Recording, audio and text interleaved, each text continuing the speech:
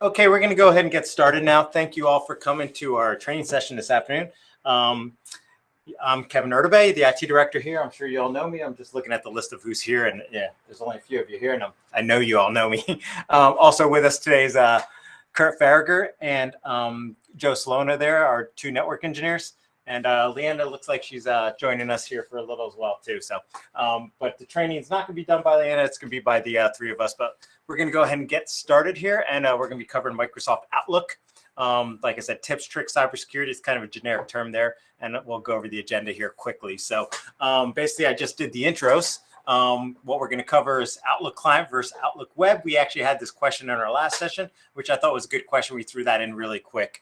Another thing we're going to go over on how to set up quickly the mobile app and maybe go over some things in the mobile app that you can use on your phone. We're also going to go over setting up rules in Outlook and creating and managing groups, which seems to be a pretty hot topic. We covered this earlier in the year with some of the PD sessions. If you attended, we had a lot of questions, a lot of good feedback on that, and it's helped out a lot of people with managing groups. And lastly, we're going to go over, I just have phishing there kind of as a generic term, but it's mainly cybersecurity related to using email. So I'm going to go ahead and get started going over Outlook Client versus Outlook Web, or right now it's Microsoft 365. And I thought I heard that turned off, but so what are the two differences between the Outlooks? There's absolutely no reason for this, really. I mean, there's some history behind it. There used to not be an Outlook web version years ago. Most of you probably remember you were using the Outlook client, which is an install that installs on your desktop. We still allow you to use both of them here while you're in the district. Some people prefer the Outlook client, which installs to your desktop, and some people prefer the web. Most people are probably using the web. That's the shortcut we put on the desktop. And also when you're connecting from the link outside the district, you'll be using the web look. So you can see here's a couple screenshots of what the client looks like and what the web version looks like. I'm going to share something else on my screen because there are some advantages to using the web. I personally use the client 90% of the time just because I like that look. I can kind of set it up to how I've been using it for 20 some odd years. When we used to use GroupWise, we used to most of us know Outlook from then. But Outlook Web does have some great features in it. We're going to go when Kurt and Joe go into their training, they're going to show you how to do stuff in mostly Outlook Web and how it translates to Outlook Client. But some good things that you might find helpful while using Outlook Web is that you actually have access to other products while you're in Outlook Web. So I'm going to just share my screen real quick of my Outlook Web version here too. So whenever you log into your outside email and you get to the web, you're going to see you have this hamburger up here. You can kind of see some shortcuts here as well too. But if you click this hamburger, some things you won't see, like an admin, you're not really going to have what I have here, but you can see all these different applications. So if you're at a computer anywhere in the world right now and you log into our Outlook Web, you can access any of these products, Word, Excel, PowerPoint. There's a couple other things that you may or may not use here. And also OneDrive is also like an online storage, kind of like Google Docs. Since the district's mostly Google, we would recommend kind of using that for your storage if you're sharing and stuff, because some people might not be familiar with OneDrive, but it's another place where you can store files. But when you see Word or PowerPoint, it's just like it is. You click on Word, it's going to open in a separate window here, basically an online version, full version of Word. So you don't have to have Word installed on the computer you're using. You can always just come here, open up Word and use it just like you would any other Word document. It looks a little different, but most of the features are here. And same with Excel, PowerPoint, and the other Office applications that we have are in the cloud. So like I said, you don't have to have it installed on your home computer or a friend's computer that you might be using. You always have access to it by logging in through your email, going to this hamburger up in the corner and selecting whichever product you want to use. So that's kind of a great feature a lot of people weren't aware of since we moved to the new email this past year. But you're more than welcome to use any of those features. I'm going to go back to the presentation here. Are there any questions on that?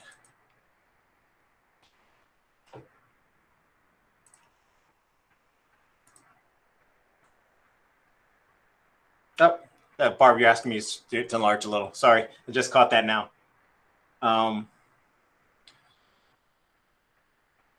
I'm going to hand it off to Kurt and Joe anyway, so we'll let them do the training. They can enlarge their screens here. So Is there anything you wanted me to recover on that though, Barb?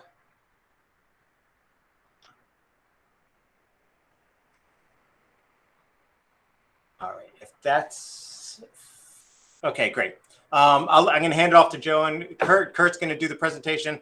Kurt, make sure you enlarge anything. I know my screen always like portrays a little small, so thank you, Kurt. Yep, not a problem. So for any of you that I have not gotten the chance to introduce myself to before, my name is Kurt. I'm one of the system engineers here, and I'm going to be going over two pretty quick and simple things, but one of them I think can really sort of help you guys with organizing your mailbox and perhaps make your lives a little bit easier. So starting off, the first thing I want to be going over is just real quickly, just the touch base. This isn't something that you guys have to do or have to set up. But in the past, setting up the mobile app or having email on your phone wasn't possible for all users. It required some stuff on the back end from us, but now we are happy to sort of allow all users the ability to set up their email on their smartphone if they would like to. This isn't something you have to do. But if you wanted access to your email when you're out of the building or even in the building away from your desk, you have the ability to get to all your calendars, your groups, your contacts straight from the official Outlook app. So if you were on an iPhone or an Android, anything like that, you can go to your app store and just look for Outlook. And that's going to, once it installs, you can go ahead and add an account. And when you add an account, it's just going to have you log in. When you log in, just make sure to use your full email address. So if it was farragherk@eht.k12.nj.us, simply because it's the Office 365 app, it's not the EHT specific app. So with that being said, that's not something you have to set up. That's just something you can set up if you would like to. And this is sort of the meat and potatoes of what I'm going to be going over with you all today. Mailbox rules. Some of you may be familiar with these, and even if you do use mailbox rules, you might not be aware of some of the powerful things it can do for your inbox. So what is a mailbox rule?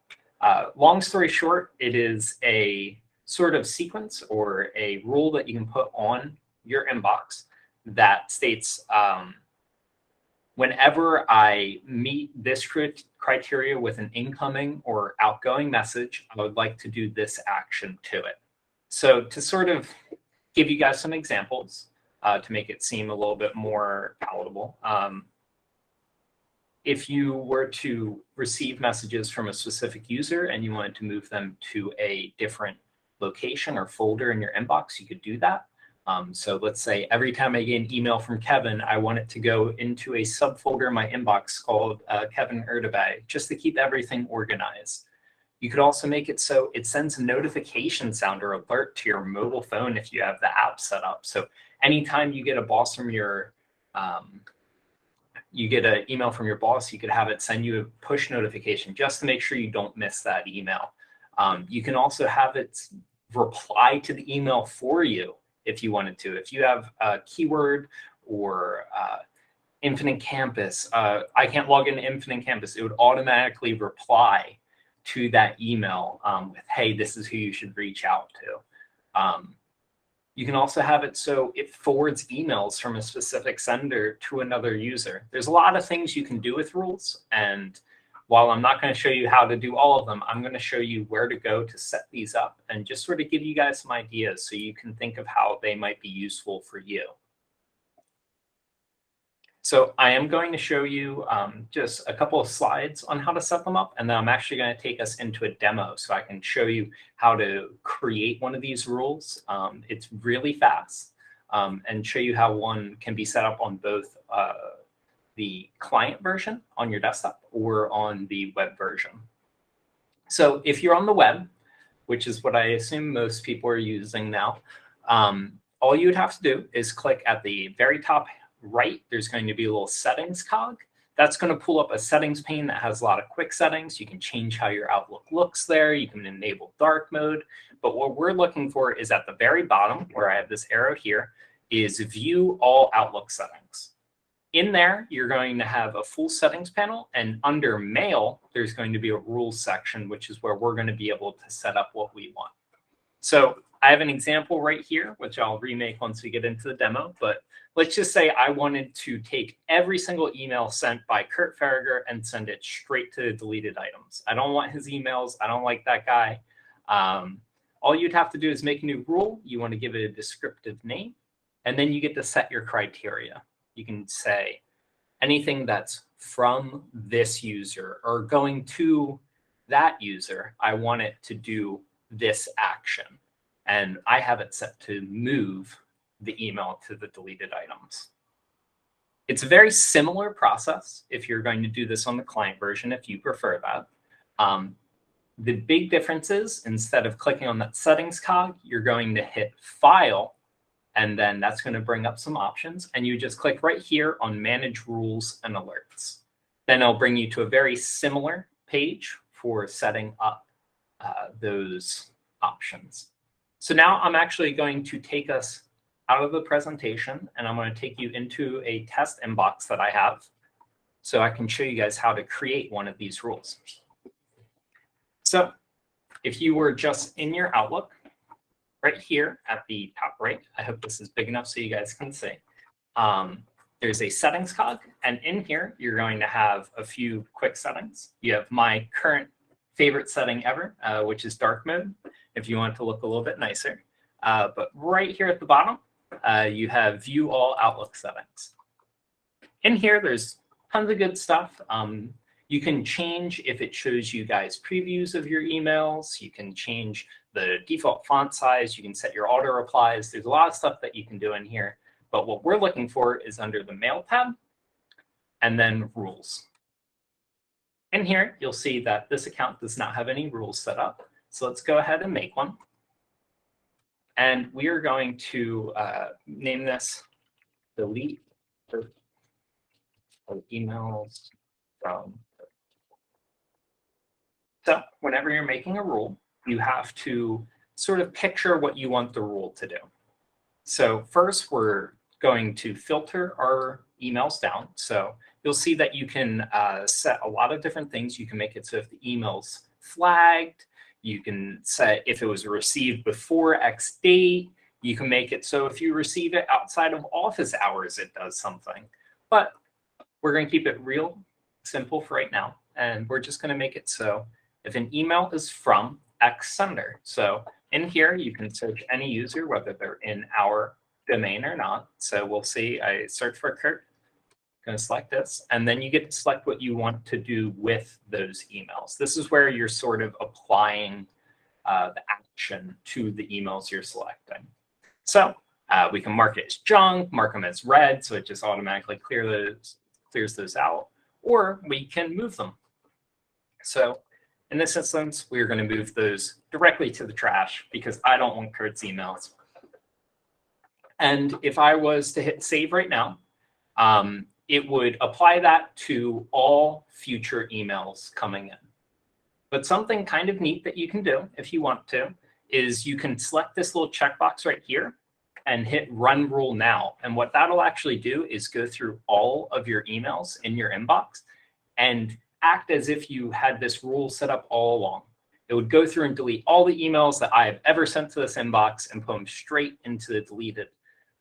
And you can use this to clean up your inbox if you wanted to. Say, oh, there's this one email that sent me so many emails. I want to, in the future, delete all of them. But I also want it to go through all my old emails and delete it for me. And you can do that as well. So that being said, if there's any specific questions that you guys have about rules, I can answer them now. And then if not, I'm going to go ahead and pass it over to Joe so he can discuss contact lists and contact groups with you guys. Just give it a few seconds here.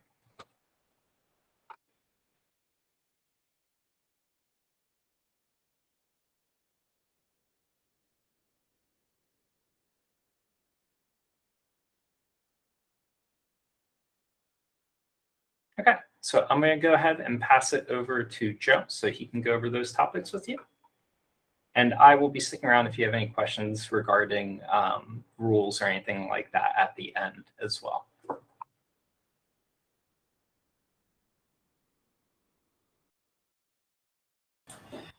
Okay, let me just put the presentation up here.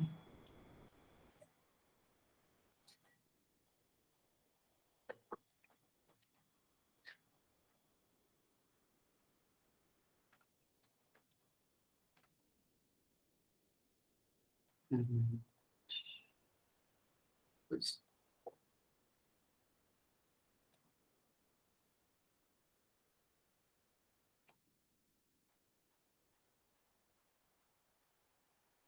Okay, should be good. Let's make sure it loads first.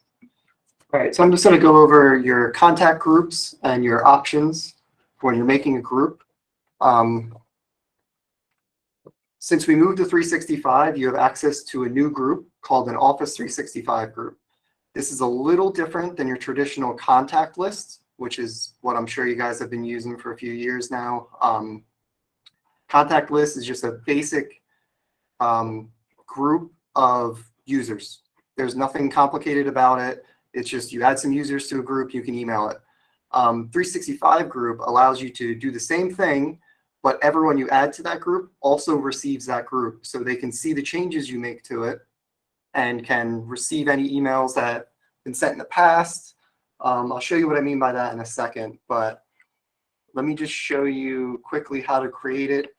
I'm sure you guys have seen this before. When you click on the little people tab on the left side, you just go to hit the drop down, select new contact group or a new group in this case. You name it, you add who you want to add to it. I'm going to quickly go through this because I'll show you a demo just so you can kind of get an idea of what it looks like from here. Just slightly different for the client. Really, it's just a matter of appearance. Let me show you what I mean. Just double check you guys can see this. We'll zoom in a little bit. All right. So I already selected it, but the people tab on the left, you see the two little people icon. You click on that, and then you should see the drop down I was telling you about before. You just select that, go to new group. As soon as the thing comes up, wait for it to load. We can name this S311. It'll make an email address for it. You can set a description if you want other people to know what this group is for and why you're adding them to it. Generally, it's a good idea to have a description on there also for yourself to remember what you're doing with the group. So this setting will maybe make it so you can either share this privately to only the people that are in the group or let anyone in your organization see it, so anyone in the district would be able to see this group and send to it. Generally leave it private unless you want to make a group for like the school and you want other schools to be able to email to said group. Subscription, I would also leave this as a default option. It just makes it so they receive it in their inbox and they don't have to go to the group mailbox to receive it. So then after you create it, you'll be able to add the members. So for this one, I'll add myself. I will also add Kurt. He loves to be spammed by me. I'll add him. Once this loads. All right, you can see the other groups I created in the past. Just a quick little look how you would see them in your group membership. But if you go back to your mailbox,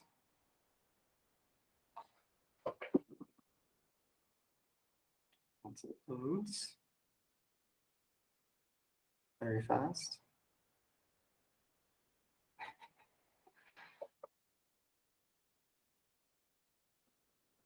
All right. So if you scroll down on the left, you'll see a new tab that says groups, and you'll see the new group in here. If you select the group, you'll see any emails that are sent to the group. What this allows is if you have a group set up and you send emails to it for your school or whatever kind of group you're making, and then later on, like halfway through the year, you add new members to it, they can go to this, even if they weren't even a user in our district yet, can click on this and see every email that you've sent to the group. So they can reference previous emails without you having to go through your mailbox and refine them and resend them, which is very useful. All right, so the other thing, I'll show you what it looks like in client. So you would just click on the people tab like before at the bottom, and then select new group. You would name it, same thing as before. It would show the email address. You have to fill that out. Everything else would be the same. I'm not going to do it because I already have enough test groups in here. But let me just show you what it looks like in this mailbox. So you would see groups on the left over here. I hope this isn't too small. I can't really make this bigger for you guys. And it would be the same thing. You would see all the previous emails, everything that's been sent to that group in the past, which is pretty neat. You guys need a refresher. Yeah, I'm sorry. I can't really make the client much bigger. I can't zoom in on that. The bottom right, actually. I think that's just font. Yeah, I can't even increase that. I'm sorry.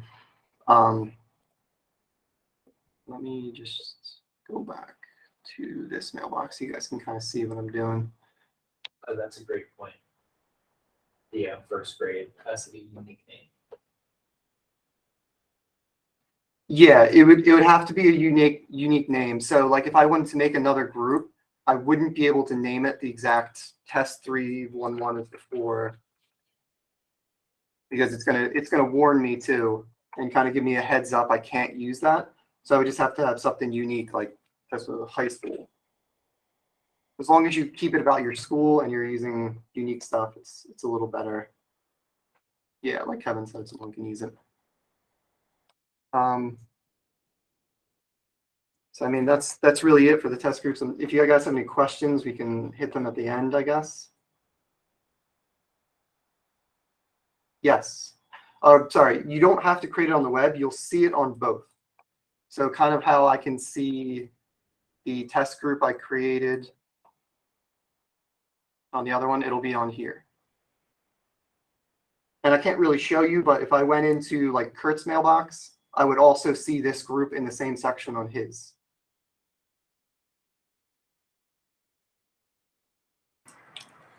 That makes sense. Yeah. So what Joe, just to chime in, what Joe's saying, like anyone you add to that group, any changes you make and such, and anyone that's shared with that group. So Kurt and Joe are in the same group. Any changes that Joe does in that group will also reflect in Kurt. So it's a good way to use groups instead of the old distribution list or the old address book list that you used to create. I would actually delete all those and recreate them all as groups.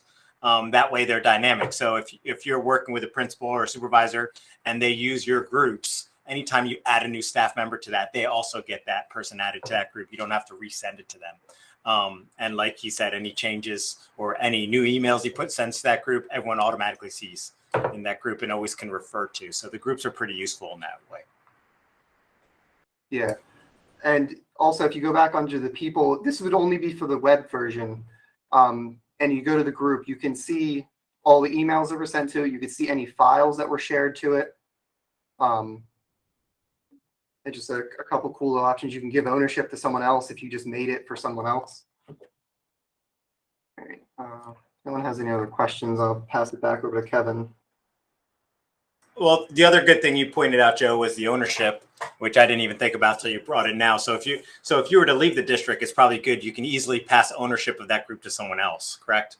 Correct. And I can do it from the admin side. So too. where if you like the old way you used to create those email lists, you can't do that. So once you leave, that email list is kind of no longer available. But if you use a group like this, you can always pass ownership onto it. If you leave the district, retire, resign, whichever happens, someone else can continue to maintain that list for however long. And when they leave, they can do the same thing. So that list doesn't become obsolete. And you can remove people from that group, and it updates for everyone in that group as well, too. So this is the way you really want to go moving forward.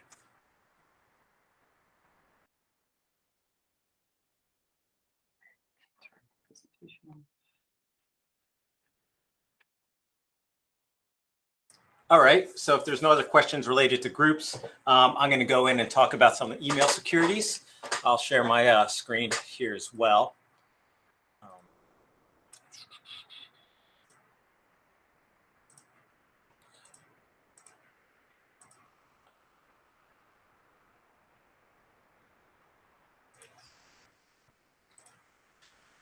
So I'm going to talk briefly about safety tips and stuff when using primarily email. So I just have the most common term we're seeing these days is something called phishing. There's a definition there. It's really just, as you can see, it's a fraudulent practice of sending emails, basically pretending to be from reputable companies or even from reputable people, even though they're not really that person. They're just trying to gain password information, credit card information, personal information, and such. Like a really quick, good example of something you might see phishing is right here. I kind of put my name from Kevin Ertebay, and then you can see where usually when you look in your email, you kind of see these email details. You'll see the sending address.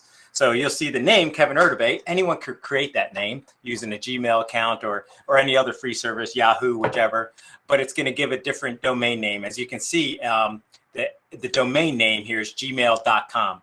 So obviously that's not coming from eht.k12.nj.us. So that's a big red flag there. If you're getting anything from Kevin Ertebay and it's coming from gmail.com, it's most likely not me. I don't have an ertebayk@gmail.com. I probably should have one, but I don't use that one.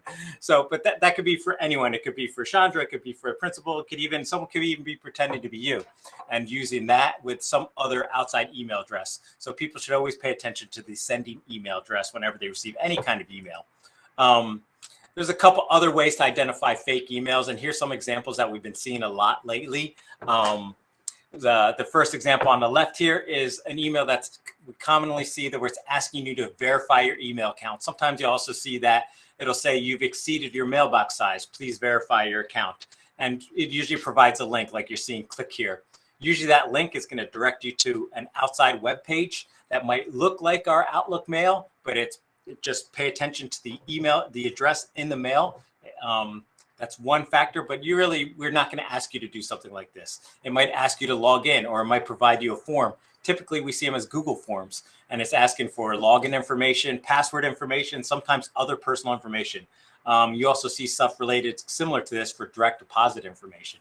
So you should really not be emailing any personal information such as bank accounts, credit card numbers, phone numbers, your passwords, and social security numbers. Any personal information you should never send through email or follow an email that's directing you to fill out that type of information. All right. Some keys here in this example. This is pretending to be, say, from the district here. You can see the sending address is different. It's not eht.k12.nj.us. So that's another red flag there. And once again, we're not going to ask you to provide that information in this kind of format. Usually we'll call you if for some reason I do need your password. I would say, hey, can you give it to me because I'm trying to help you troubleshoot something else. I don't like to even do that, but that would be over the phone. And most times if there is a problem and we really need to get in your account for some reason, we can personally reset your account and then reset it to something else and force you to change your password again. The one on the right is another one we're seeing a lot these days, and there's probably a lot of people on this call right now just looking at the list that might get these. This is one that some of you probably actually got. This is a screenshot, of course. This is about a fake invoice. We're seeing a lot of these lately. That seems to be the current scam, is sending fake invoices, usually with an attachment. Sometimes the attachment's nothing. Sometimes it could potentially house a malicious macro or something that's going to try to infect your machine or try to put something on your machine where they can get in later. So definitely pay attention for these. It's hard for us to block, say, the term invoice because you usually get legitimate invoices. So if we block, say, the word invoice, you might not get ones you really want. So anytime you get an invoice or any kind of attachment for that matter, always check the sender again. Once again, if you don't know who Invoice-Accounting is, this is pretty generic. You shouldn't open this email. If you don't know the sender at all, if it looks odd to you, do not open the attachment. Also, you can see in this case, the subject line just says Invoice 292. It doesn't really reference any specific product. And you can see in the person's signature, it might not be any kind of product you're familiar with. In this case, it's just a name and a generic title for the person. Sometimes you will see them try to put something like Norton antivirus or some technology product or even possibly some school product that you may or not be using. But if you're not familiar with that person, never received an email from that person, do not open the attachment, especially if you're not expecting that attachment. There's some things that we do in the district here to help you identify fake or phishing emails or spoofing emails.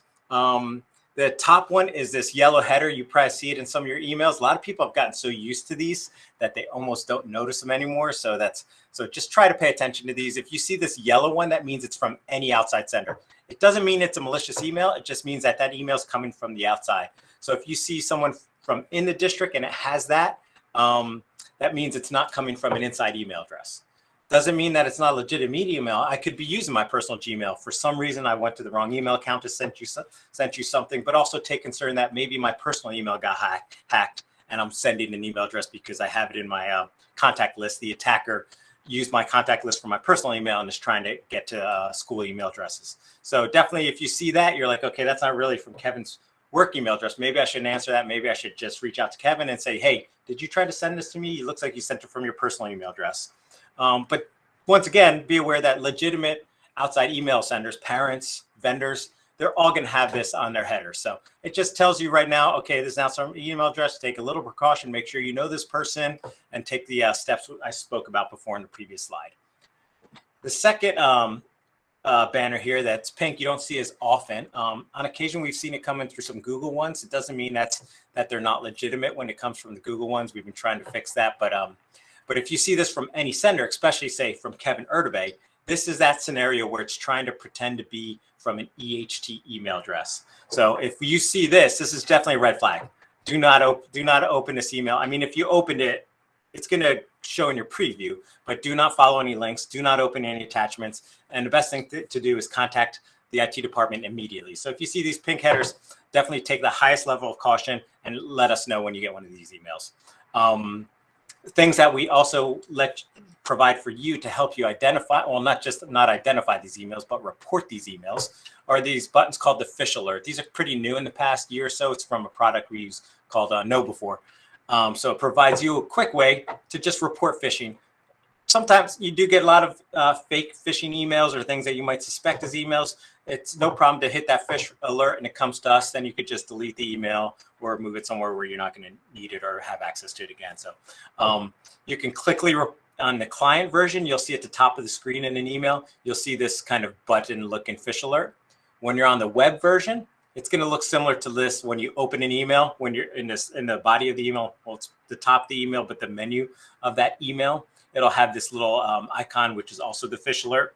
I've seen it sometimes where you have to click on these three ellipses and it'll open up and it'll give you that Phish Alert option. So you can do that. You can also forward the email to us and let us know that you believe it's fake email. And like I said, if you're very concerned, contact us immediately. You can call us. We're here to help you. Don't be embarrassed by this at all. Even if you're wrong, we can say, yeah, it's a legitimate email, but we'd rather you err on the side of caution. You can save us all a lot of headache. Let me see what else I have here. I'm sorry.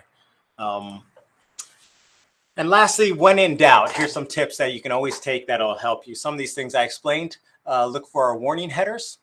Always verify that you know the sender's email address. If you weren't expecting an email with an attachment or a link, do not open or follow the link.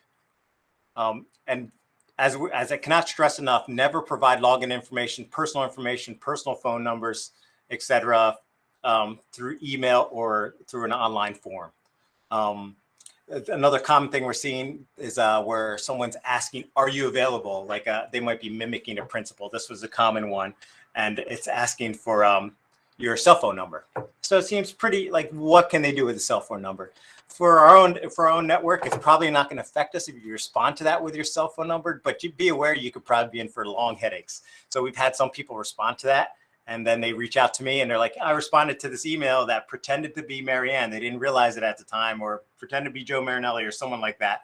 And it'll say, are you available? What's your phone number? Can I contact you? And they responded with such. And they've been inundated with spam text messages. So, and sometimes they use those spam text messages to try to get more information from you, to try to look like a legitimate sender and then start asking for more personal information. So always take caution when providing any kind of, do not provide personal information through email. I'm sorry. And when in doubt, always contact the ITS department. Like I stressed before, we're not going to make fun of you. We're not going to laugh at you. We love when people err on the side of caution. We love when people are vigilant. You're helping us do our job. We're all part of the IT team here and all here to protect our network, protect the students' online activity, protect staff online activity. So, and that kind of concludes my safety talk and security talk. Did you have any questions about this?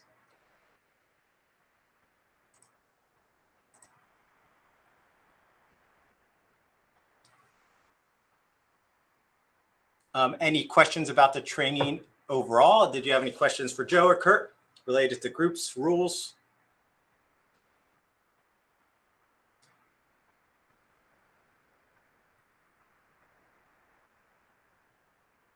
All right, it looks like everybody's a little shy. yeah, But, yeah. No, it's fine. I thought it was a lot of great information. It looks like you got a question from Nicole there.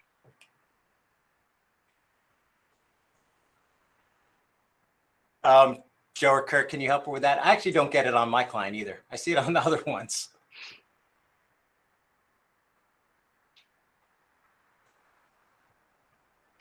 Elaine, to answer your question, yes, I did record it, so I will have it turned around and put on my YouTube channel by early next week.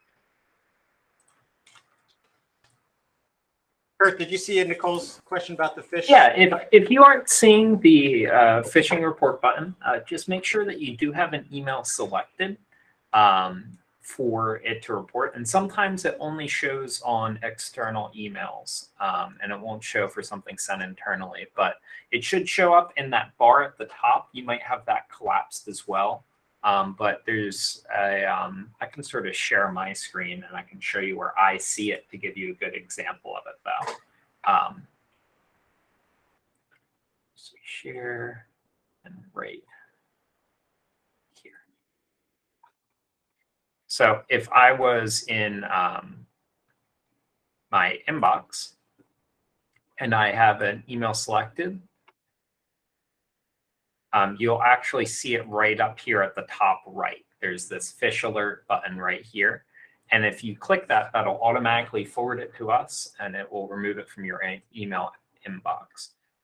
If you're on the web version and you select an email, that's where Kevin was saying it won't show up sometimes. You might have to click on the 3 dots and hit this fish alert.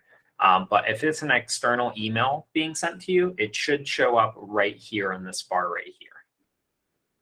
I'll give the opportunity to the IT department to wrap up, but I did just want to thank everyone for joining, and then obviously the IT department for putting this together for us today. We had designed the PD this afternoon so that with whatever time you have left in the day, that you'd have the opportunity to try to play around with those rules and groups. And of course, you can reach out to the IT department. You certainly can ask me, and I'm happy to point you in a direction as needed. But I'll just leave it to Kevin and the guys if they got anything else to add.